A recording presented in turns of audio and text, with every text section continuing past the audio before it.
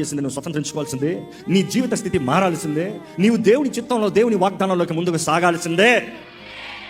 దేవుని వాక్యం చూసినప్పుడు అండి, మన గమ్యం మనం చేరతామో దేవుడు నిర్ణయిస్తున్నాడు. మన గమ్యం దేవుడు ఆశపడుతున్నాడు మన గమ్యం చేరాలని. కానీ మన గమ్యం మనం చేరతామో మనం కూడా చేసుకునే నిర్ణయం అంట. దేవుడు మాత్రం చేస్తే కాదు, మనం కూడా నిర్ణయించుకోవాలంట. మాట్లాడుకుంటూ వచ్చినప్పుడు మీ ఆలోచన విధానాన్ని పరీక్షించుకుంటున్నారా? మీరు ఏం వీక్షిస్తున్నారో, ఏం వింటున్నారో జాగ్రత్త పడుతూ వచ్చారా? పాతవి వింటూ, పాతవి చేస్తూ, పాత అలవాట్లు ఉంటూ నూతనత్వం రావాలంటే రాదండి.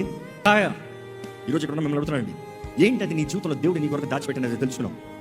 ఏంటది దేవుడు నీ కొరకు చేర్చి పెట్టినది తెలుసుకున్నావు? ఏంటది దేవుడు నీ కొరకు రాసి పెట్టినది దట్ యు హావ్ నోన్? ఏంటది చెప్పగలవు?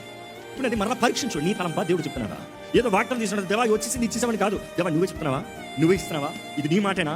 ఇదే చేయమంటావా? ఇదేనా నువ్వు కోరేది? కన్ఫర్మ్ విత్ గా గమ్యం నీ చేరతానికి ఈజీగా తెలిసిపోతుంది. ఎందుకంటే నీ గమ్యం ఎప్పుడు దేవుడు నీలో పెట్టిన దాన్ని బట్టే ఉంది. ఎందుకంటే నీ గమ్యం నీ చేరడానికి ఆశపడిన దేవుడు, నీ గమ్యం నువ్వు చేరాలని ఆశపడిన దేవుడు, నీ గమ్యం చేరడానికి కావాల్సిన వరముల్ని లేకపోతే అంటున్న టూల్స్ ఆల్రెడీ పెట్టాడు. మీ వయసు ఎంత మీరు చెప్పుకోండి, పైకి చెప్పండి. మీ వయసు ఎంతో, అన్య సంవత్సరములు అంత కృపని దేవుడు మీ జీవితంలో అనుగ్రహించాడు. మీరెవరో గుర్తెరుగుతానికి. You might say, I'm 40 years. Have you discovered yourself? If not, you are equivalent to a 4-year-old. ఏంటి నీలో ఉన్న దృష్టి? ఏంటి? చిన్న పిల్లలకి బొమ్మలు, పెద్ద పిల్లలకి పెద్ద బొమ్మలు. మనసు మారలే కదా, బుద్ధి మారలే కదా, మెచ్యూరిటీ రాలే కదా. So your ideology is all about entertainment, relax, fun ఉండదని చెప్పట్లే. But the right ways, the right means. ప్రతిదానికి సమయం ఉంది, కాలం ఉందని బైబిల్ తెలియజేస్తుంది. ప్రతిదానికి కాలం, సమయం ఉందంట. నవ్వుతానికి సమయం ఉందంట, ఏడుస్తానికి సమయం ఉందంట, గంతులేస్తానికి సమయం ఉందంట, నిదానంగా నిలబడటానికి సమయం ఉందంట. ప్రతిదానికి సమయం ఉందంట. సమయం తగినట్టుగా చేస్తున్నావా? సమయాన్ని దాటి చేసిన ఎవడైనా సరే పిచ్చోడే. సింపుల్. నవ్వాల్సిన నవ్వకనా అందరూ మౌనంగా అయిన తర్వాత నవ్వాడు ఎప్పుడు చూస్తావు? పిచ్చోడు రైతు. అందరూ నవ్వుతా అంటే ఏడ్చాడు అనుకో, ఏమంటావు?